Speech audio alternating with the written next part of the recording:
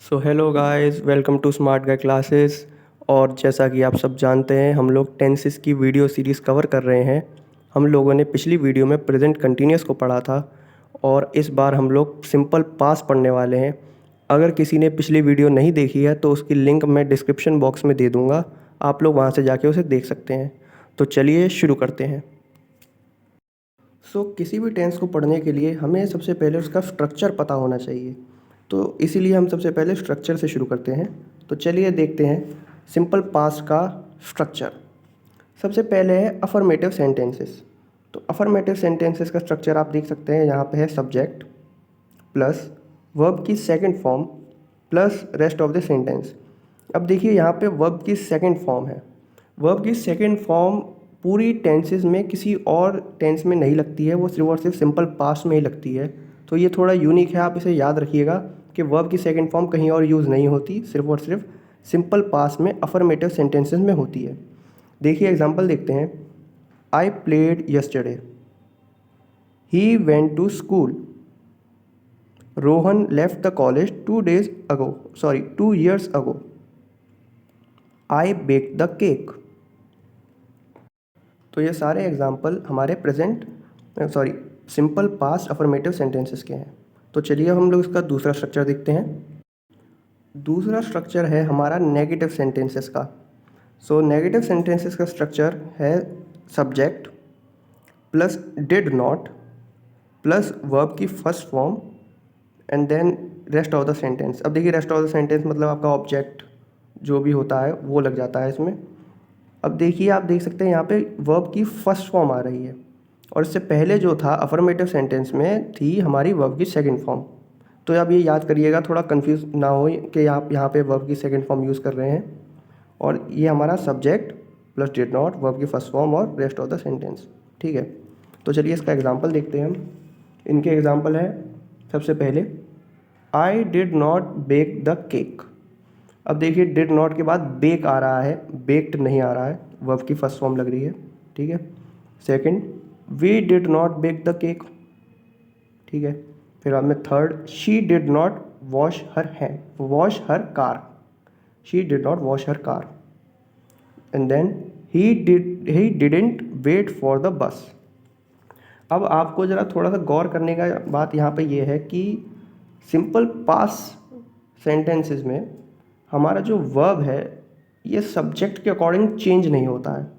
Subject के according change ना होना मतलब, जैसा कि हम लोगों ने प्रेजेंट इंडेफिनिट में पढ़ा था, वहाँ पे हम लोग जब प्लूरल सब्जेक्ट होता है तो हमारा वर्ब भी प्लूरल होता है।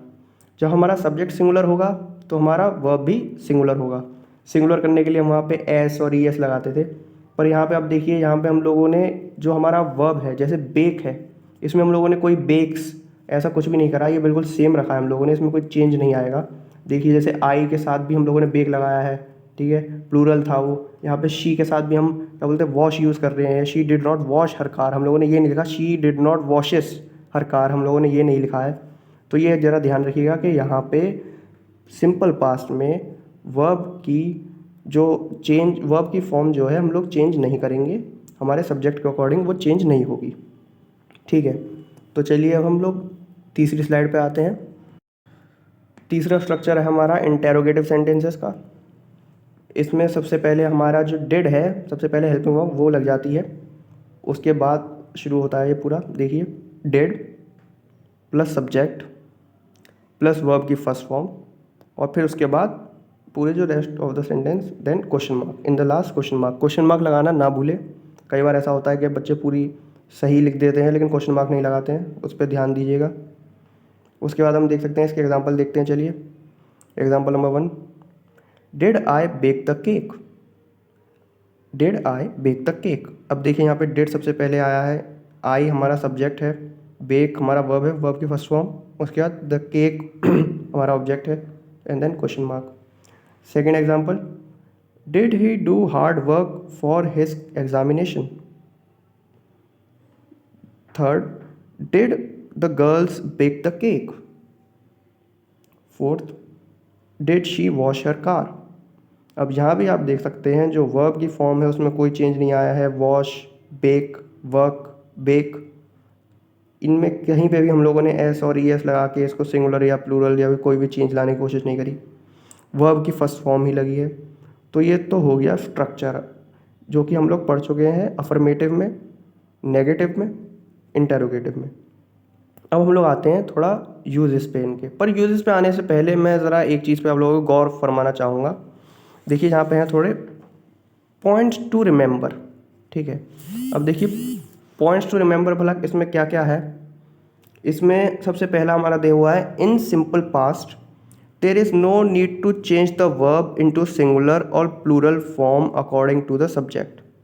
जो कि मैं आपसे कह चुका हूँ कि सिंपल पास्ट में वर्ब को हम लोगों को सब्जेक्ट के अकॉर्डिंग चेंज करने की ज़रूरत नहीं होती, ठीक है। हम लोग ऐसे आई एस लगा के उसे सिंगुलर नहीं करते हैं जैसे हम लोग प्रेजेंट इंडेफिनिट में करते हैं।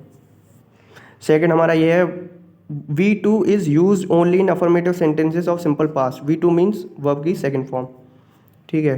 तो ये और किसी टेंसेस में यूज़ नहीं होती हैं। पूरे आप पूरा स्ट्रक्चर जब आप पूरे टेंसेस पढ़ लेंगे वहाँ पे तो आपको पता चल जाएगा ये और कहीं यूज़ नहीं होगा, ठीक है। तो ये तो हो गया स्ट्रक्चर, आपको स्ट्रक्चर पता चल चुका है, आपको पता चल गया कि बोला टेंस बनेगी कैसे। अब देखते हैं उसका यूज़, भला वो यूज़ होगी कहाँ कहाँ, सिंपल पास्ट टेंस भला कहाँ कहाँ यूज़ होती है, ठीक है। तो चलिए यूजेस से शुरू करते हैं। सो है uses of simple past tense. सबसे पहला है for completed action in a time before now. तो देखिए इसका मतलब क्या है। सिंपल पास्ट का सबसे पहला यूज़ ये होता है कि जो एक्शन पास्ट में कंप्लीट हो चुका है, ठीक है, जो कि अभी से पहले पास्ट में हो चुका है, उसके लिए हम लोग इसका यूज़ करते हैं।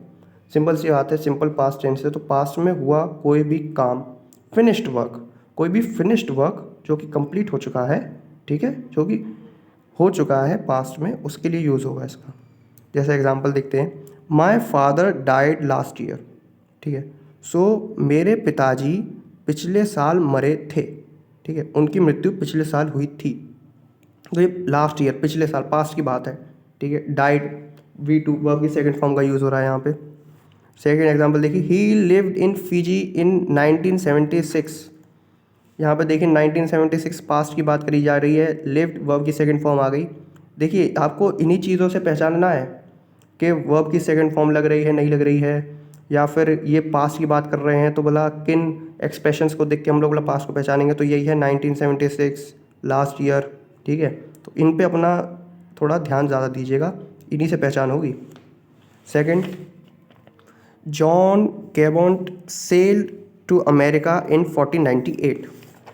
अब देखिए यहाँ पे 1498 पास्ट की बात है, सेल्ड वर्ड की सेकंड फॉर्म, ठीक है। तो ये भी सिंपल पास्ट में है। उसके बाद फोर्थ एग्जांपल है I was born in 1900, okay. So ये हमारा लास्ट एग्जांपल है। तो अब आप बोलेंगे देखिए वो पैदा हुआ था, वो पास्ट में हुआ, वो हो चुकी है, उसकी बॉर्न वो हो चुका है, ठीक है, कंप्लीटेड एक्शन है, अभी से उसका कोई लेना नहीं है, वो पास्ट में हुआ, पास्ट में ख़त्म, ठीक है।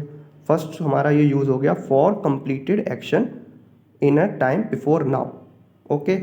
यहाँ तक मुझे नहीं लगता किसी को कोई भी दिक्कत या परेशानी होनी चाहिए। चलिए आगे बढ़ते हैं। अगले यूज़ पे जाने से पहले आप ज़रा time expressions of finished actions in the past, इन पे ज़रा जोर दे लीजिए। आपको जो स्लाइड में सारे दिख रहे हैं इन्हें आप ज़रा दिमाग में बिठा लीजिए, इन्हें रट लीजिए, मेमोराइज़ कर लीजिए, क्योंकि इन्हीं से पहचान होगी। अगर ये आ रहे हैं तो आप समझ जाइए कि वहाँ पे सिंपल पास्ट का यूज़ होगा। प्रेजेंट इंडेफिनिट नहीं होगी, प्रेजेंट कंटिन्यूस नहीं होगी, दो टेंसेस हम पढ़ चुके हैं। जहाँ पे ये आएंगे वहाँ पे सीधी सी बात है पास्ट का यूज़ होगा, ठीक है। अब एक एक करके देखते हैं। सबसे पहले yesterday, yesterday morning, night, yesterday night means. Second है द डे बिफोर यस्टरडे, फिर ago, the other day, last night, last week, last month, last year, in 1991, 1992, या फिर कोई भी और साल जितना भी दे रखा हो, कोई भी साल हो मीन्स। उसके बाद इन मार्च, मई, अप्रैल, कोई भी मंथ हो, ठीक है। तो जहाँ पे भी ये टाइम एक्सप्रेशंस आएंगे वहाँ पे आपको सिंपल पास्ट का यूज़ करना है, बिना किसी हिचकिचाहट के, बिना किसी दिमाग पे ज़्यादा जोर डाले, ठीक है। अब चलिए अब देखते हैं हम इसका second use. So second use है सिंपल पास्ट का, it is use to indicate the action that lasted for a period of time in the past. तो इसका मतलब क्या है, कोई भी पास्ट में एक्शन जो कि थोड़े टाइम पीरियड तक हुआ, ठीक है, मतलब कि वो पास्ट में शुरू हुआ, पास्ट में ही ख़त्म हो गया, वो थोड़े से ड्यूरेशन के लिए चला था, वो ड्यूरेशन ऑफ अ टाइम था, वो पास्ट में ही था, प्रेजेंट का कोई लेना देना है नहीं, ठीक है। इसका एग्जाम्पल देखिए, अच्छे से समझ में आएगा। एग्जाम्पल है इसका, Rohan lived in Delhi for 10 years. Rohan Delhi में 10 साल रहा था, वो 10 साल तक रहा था। ड्यूरेशन ऑफ टाइम थी, पास्ट में थी, 10 साल पहले उसने किसी टाइम में शुरू करा होगा रहने, 10 साल रहा, फिर बाद में वो वहाँ से चला गया, ठीक है। चला गया या नहीं चला गया कोई मैटर नहीं करता, क्योंकि इसका पास्ट सिंपल, देखिए एक चीज़ याद रखिएगा, सिंपल पास्ट का कनेक्शन प्रेजेंट से कोई नहीं होगा, ठीक है। ये रखिएगा, मतलब जो काम था वो पास्ट में हो गया, पास्ट में फिनिश हो चुका है, ठीक है। तो यही है, Rohan lived in Delhi for 10 years. अगला है, John worked in Microsoft company for 10 years. John ने माइक्रोसॉफ्ट में 10 साल तक काम किया था। उसने एक टेन्योर, मतलब duration of a period of time है, ये पास्ट में है, उसने 10 साल तक काम करा था। उसके बाद है, they sat at the bench all day. वो लोग बेंच पे पूरे दिन बैठे थे, ठीक है। अब बोला किस दिन बैठे थे वो नहीं है, लेकिन यहाँ पे देखिए वर्ब का सेकंड फॉर्म है, ठीक है। वर्ब की सेकंड फॉर्म हो रही है। अगर आपसे कोई पूछे भला ये कौन सी टेंस है, अगर आपको देख के बतानी हो तो यहाँ पे देखिए सिट की सेकंड फॉर्म दे रखी है सेट, ठीक है। तो इसे आप देख के पहचानेंगे, सिंपल पास्ट टेंस है। ऊपर से आप देख सकते हैं टाइम एक्सप्रेशन है ऑल डे, ठीक है, पूरे दिन वो लोग वहाँ पे बैठे थे। उसके बाद देखिए अगला एग्जाम्पल देखते हैं, Rahul studied Japanese for 5 years. Rahul 5 साल तक जैपनीज पढ़ा था, ठीक है। तो वो पढ़ा था, एक ड्यूरेशन में उसने काम शुरू करा और पास में ही उसने ख़त्म कर दिया। पास का काम शुरू हो गया, पास में ख़त्म हो रहा है, तो हम लोग सिंपल पास का यूज़ करेंगे, ठीक है। कोई क्लियर, मतलब कोई दिक्कत नहीं, सब क्लियर, ठीक है। चलिए आगे बढ़ते हैं। थर्ड यूज़ है हमारा, to show the past habits, ठीक है। पास्ट में कोई हैबिट बताने के लिए हम लोग सिंपल पास्ट का यूज़ करते हैं। अब ये पास्ट की हैबिट है, ये अभी है या नहीं है उससे कोई लेना नहीं, ये पास्ट की हैबिट है, मतलब पास्ट में उस टाइम पे आप करा करते थे, ठीक है, वो आपकी तब की आदत थी, ठीक है। अब इन हैबिट्स को लिखने के लिए हम लोग कुछ एक्सप्रेशंस का यूज़ करते हैं। जैसे देख लीजिए यहाँ पे लिखे हुए हैं, the word to express past habits we can use the words like always, often, generally, sometime, usually, every day, when I was a child, when I was younger. तो मतलब जब हम इन एक्सप्रेशंस का यूज़ करके हम बताते हैं कि पास्ट में हमारी कोई हैबिट थी, ठीक है। जैसे एग्जांपल देखिए, I studied French when I was a child. तो मैं जब बच्चा था मैंने तब फ्रेंच पढ़ी थी। सो वो ये आपकी पास्ट की हैबिट है, ठीक है। उसके बाद देखिए, she worked at the movie theatre after school. So वो मूवी थिएटर में काम करती थी, ये उसके लिए यूज़ होगा, ठीक है। उसके बाद देखिए अगला एग्जाम्पल, सॉरी एग्जाम्पल से पहले मैं आपको एक चीज़ बताना चाहूँगा। ये जो हैबिट्स हैं, कई बार इन्हें दर्शाने के लिए हम लोग जो यूज़ टू का यूज़ करते हैं। किसका यूज़ करते हैं? Use to. ये भी थर्ड यूज़ जैसा ही है, ये फोर्थ यूज़ है। आप कह सकते हैं इन दोनों को एक यूज़ की तरह लोग पढ़ाते हैं। मैंने इन्हें अलग अलग इसलिए कर दिया है क्योंकि इसमें थोड़ा चेंज आता है। चेंज कैसा आता है देखिए, चेंज आता है इसके स्ट्रक्चर में। स्ट्रक्चर में ऐसा चेंज आ रहा है, अभी तक आपने देखा हर जगह वर्ब के सेकंड फॉर्म का यूज़ हुआ है, ठीक है। अफर्मेटिव सेंटेंसेस में, अगर अफर्मेटिव सेंटेंसेस थी, ठीक है, तो उनका वर्ब की सेकंड फॉर्म लगी थी। बट यहाँ पे क्या होगा, यहाँ पे वर्ब की सेकंड फॉर्म नहीं लगेगी।